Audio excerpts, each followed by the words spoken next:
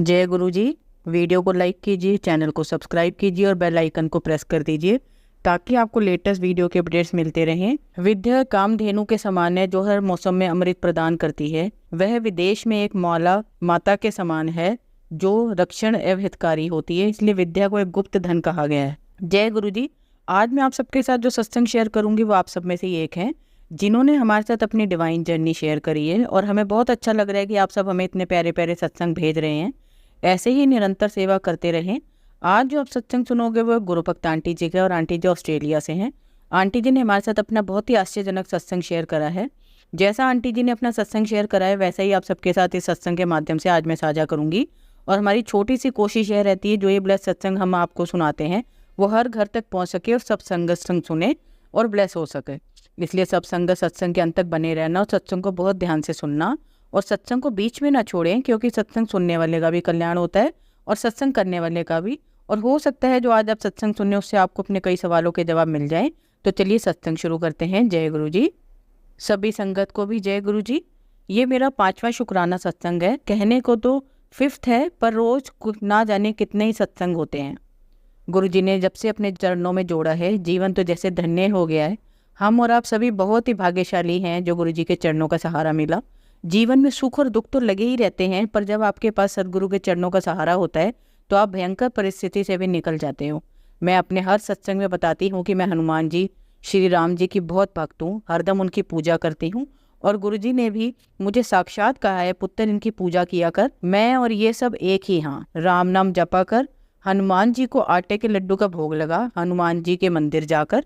तो हनुमान जयंती वाले दिन गुरु जी की कृपा से हम मंदिर गए। वहाँ मैं लड्डू ले गई थी, पर वहाँ जाकर देखा कि वहाँ कोई परिवार मिलकर हवन करवा रहा था हनुमान जी की प्रतिमा के आगे, और मेरे को कोई पास अवसर नहीं मिल रहा था कि मैं हनुमान जी के आगे वो लड्डू का भोग रख सकूं।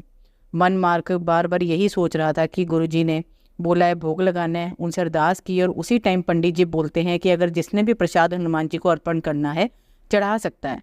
पर वो शायद उन्हीं के फैमिली फ्रेंड्स के लिए था, और मैंने सोचा सबको बोल रहे हैं, और मैं केले और लड्डू लेकर वहाँ चली गई। पर पंडित जी ने प्रसाद लेकर पूरी पूजा भी ध्यान के साथ हनुमान जी के चरणों में अर्पित कर दिया। तो इस तरह अगर हमारे गुरु जी अगर साथ हो तो वो हर वो काम जिसमें अच्छाई हो, इंटरेस्ट पूरा करते हैं। ऐसा मेरा कई बार का अनुभव है। और जो लड्डू घर में मैंने गुरु जी को भोग लगाया था उसमें उन्होंने साक्षात हनुमान जी के दर्शन दिए। किसी में त्रिशूल, किसी में ओम। मैं कितना भी अपने गुरु जी का शुक्राना करूं कम है। हर जन्म, हर सांस, हर पल, हर वेले का अनंतम शुक्राना मेरे गुरु जी। इसके आगे और पहले भी बहुत बड़ा सत्संग है, पर बहुत बड़ा हो जाएगा। मेरे दाता, सबका भला करना, सबको सद्बुद्धि देना। इस चैनल के माध्यम से जो सेवा हो रही है उनका भी शुक्राना गुरु जी।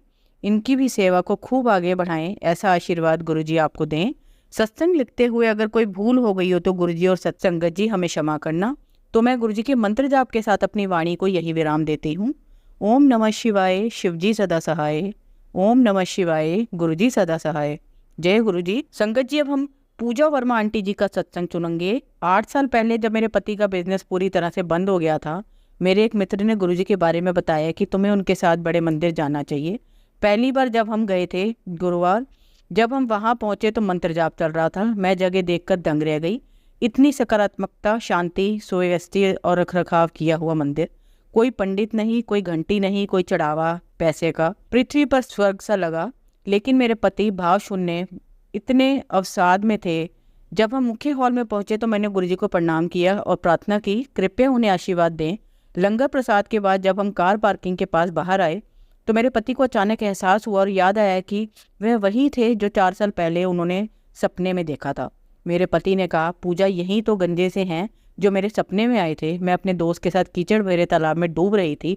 अचानक वह सफ़ेद वस्त्र में ज़मीन के ऊपर चलते हुए आए। वह सुंदर लग रहे थे और उनके चेहरे पर चमक थी। उन्होंने मुझे कीचड़ भरी ज़मीन से बाहर निकाला और कहा, बहुत कष्ट हैं तेरी ज़िंदगी में, कैसे जिएगा तू। फिर उन्होंने मेरे माथे को अपने हाथ से रगड़ा और कहा, जा मिटा देते। गुरुजी ने हमें हमारे जीवन से सभी बाधाओं को दूर करने के लिए बुलाया है। फिर वापस लौटते समय लिफ्ट लेने वाली एक महिला ने बताया हमारे घर के बहुत करीबी महेंद्रू एनक्लेव दरबार में सत्संग के बारे में। उसने हमसे कहा कि तुम्हें वहाँ अवश्य आना चाहिए। फिर उत्सुकता इतनी थी कि हम सोमवार आने का इंतज़ार कर रहे थे। हम सोमवार को दरबार गए और गुरुजी को देखकर दंग रह गए, जैसे कि वे वहाँ बैठे ही हैं। हम वहाँ नियमित रूप से जाने लगे। गुरुजी ने ऐसी लगन लगा दी, आंखें बंद करके शब्द सुनते थे और अगर सेवा मिलती तो वो भी करते। हफ्ते में एक दिन जाता और पूरा हफ्ता आसानी से कैसे निकल जाता। ये गुरुजी और दरबार संगत के साथ उनसे सीधा संबंध गुरुजी ने अपने से जुड़ने का जरिया दीपिका आंटी को बनाया। सेवा क्या होती है, कैसे करनी है, हमारे गुरुजी ने उनके माध्यम से मार्गदर्शन किया। गुरुजी महाराज के लिए कोई शब्द नहीं, जिन्होंने हमें बदल दिया जीवन। अत्यधिक यह सच है कि उन्होंने क्या कहा था कि मैं प्रैक्टिकल करके विखांदा हाँ। देवों के देव वह महाशिव एक वास्तविक गुरु हैं। जय गुरु जी। संगत जी, अब हम मीनाक्षी आंटी जी का सत्संग सुनेंगे। लगभग 2 साल पहले, वह जनवरी का महीना था, मैं कोविड और मौसम परिवर्तन आदि के कारण थोड़ा बीमार हो गई थी। मेरी एक संगत मित्र जुबिका ने मुझे फ़ोन किया था और कहा था कि मीनाक्षी दी, मैं गुरुद्वारे से आ रही थी और आपको ले जा रही हूँ। मैंने आपके लिए लंगर खरीद लिया है और हम साथ बैठकर खाना खाएंगे। मुझे स्पष्ट रूप से याद है, जुबी ने मुझे उठाया था और मैं उनके पास गई और हमने कड़ा प्रसाद और राजमा और चावल साझा किया जो उसने गुरुद्वारे से खरीदा था। और बाद में उस रात में घर गया और सो गया। अगली सुबह मैं उठा और वह लोहड़ी का दिन था। क्योंकि मेरे नियमित सफाई कर्मी सुबह घर आता था, मुझे नहीं पता था कि उस दिन मेरे साथ क्या हुआ। मैंने अपने सफाई कर्मी से सभी रसोई अलमारियों को अंदर से साफ करने के लिए कहा, सब कुछ हटाने और अंदर से बाहर तक सब कुछ साफ करने के लिए। और जैसे ही मेरे क्लीनर ने सफाई शुरू की, उसने मुझे बताया कि उस अलमारी में कहीं छिपा हुआ नींबू मिला है, जैसे किसी ने उसे वहाँ रखा हो, मानो किसी ने मुझ पर कुछ किया हो और मेरा बुरा चाहा हो, उसे मेरी रसोई की अलमारी में छिपा दिया हो। क्योंकि मैं लगभग हर दूसरे दिन घर पर सत्संग आयोजित करता था और कई बार लोग रसोई सेवा आदि करते थे। जय गुरु जी। संगत जी, अब हम एक गुरु भक्त आंटी जी का सत्संग सुनेंगे। आज एक सत्संग में रघुवीर सिंह अंकल का सत्संग सुनकर भावी बोर हो गई। वह गुरु जी के इतने करीब रहकर पूरे अधिकार के साथ बात करते हैं और फिर भी वह इतने सरल और जमीन से जुड़े हुए हैं। आज उन्होंने हमें बताया कि कैसे गुरु जी संगत को ठीक करते हैं और सब कुछ अपने ऊपर लेकर उनके कर्मों को भंग कर देते हैं। उन्होंने याद किया कि कैसे एक अवसर पर गुरुजी ने अपने एक भक्त को कर्मों से मुक्त करने के लिए अपने अंगूठे का नाखून काट लिया था।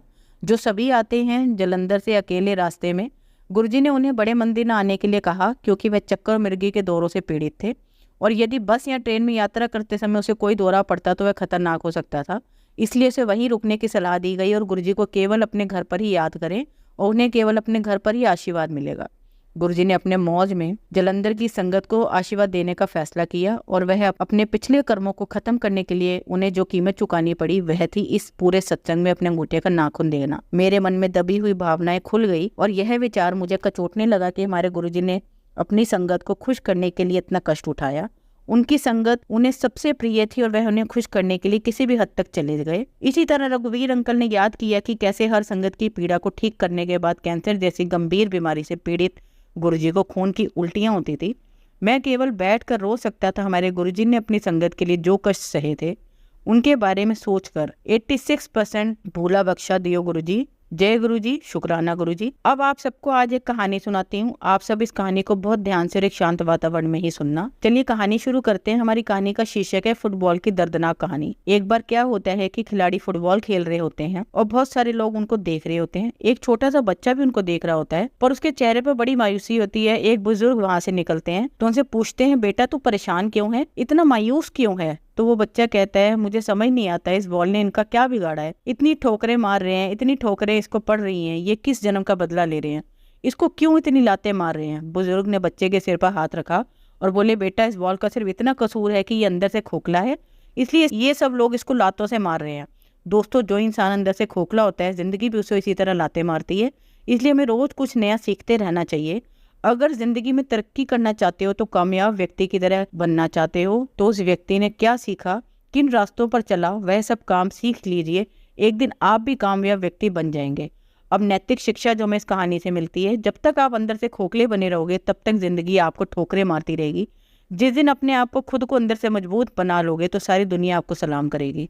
खुद को मजबूत बनाने के लिए काम करो, खुद को ज्ञान से भरने के लिए अपने व्यापार से संबंधित किताबें पढ़ो, अपनी ताकत को पहचानो और अपने ज्ञान को बढ़ाने के लिए लगातार प्रयास करते रहो। धन्यवाद संगत जी। दूसरी कहानी का शीर्षक है कुछ बंदरों की जबरदस्त कहानी। एक पेड़ था बहुत बड़ा, उसके नीचे साधु महात्मा बैठते थे तो बंदर आकर उन्हें परेशान करते थे। साधु महात्मा ने एक दिन भविष्यवाणी की, बोले, ठीक कल दोपहर के 12 बजे जो भी बंदर इस तालाब में छलांग लगाएगा वो आदमी बन जाएगा। अगर फीमेल बंदर है तो औरत बन जाएगी, अगर मेल बंदर है तो आदमी बन जाएगा। तो सारे बंदर कहने लगे, हाँ कल 12 बजे मैं भी छलांग लगाऊंगा। रात तक एक्साइटमेंट बरकरार थी। जैसे ही सूर्य की किरणें निकली तो 500 बंदर थे, उनमें से 250 ही रह गए, कहते हैं हम नहीं लगाएंगे, और 250 कहते हैं हम तो लगाएंगे। जैसे ही 10 बजे 50 रह गए, उन्होंने कहा हम छलांग लगाएंगे, बाकी ने कहा हम नहीं जाएंगे। और जैसे ही 11 बजे 20 रह गए, 11:30 बजे तक 15 रह गए, 11:45 बजे तो सिर्फ 10 बंदर रह गए। जैसे ही 12 बजे तो सिर्फ 2 बंदर, एक मेल और एक फीमेल, उन्होंने ही छलांग मारी। बाकी के पेड़ पर चढ़े तो थे लेकिन छलांग नहीं मारी। उन्होंने छलांग मारी तो बंदर बनकर पानी में गिर गए, लेकिन वहां से बाहर निकले तो एक औरत और एक आदमी बनकर बाहर निकले। बाबा जी का धन्यवाद किया। दूसरे बंदर देखते रह गए। जब बाबा जी ने बाकी के बंदरों से पूछा कि तुमने छलांग क्यों नहीं मारी, तो कहते हैं कि हमने सोचा इंसान ना बने। तो बाबा जी कहते हैं अगर पानी में छलांग लगाने के बाद तुम इंसान नहीं बनते तो क्या बंदर तो तुम थे ही। अब नैतिक शिक्षा जो हमें इस कहानी से मिलती है, सीख दोस्तों, हम अपनी लाइफ में डिसीजन तो ले लेते हैं पर उस पर एक्शन नहीं ले पाते, तो हमें डिसीजन से लेकर उस पर एक्शन लेना ज़रूरी है। कई बार लोग सोचते हैं कि अगर हम बिजनेस करने में असफल हो गए, अगर हम बिजनेस में सफल नहीं हो पाए तो हम क्या करेंगे। हमें ये सोचना चाहिए अगर हम सफल नहीं हो तो हम जिस पोजीशन पर है उस पर तो हम रहेंगे ही।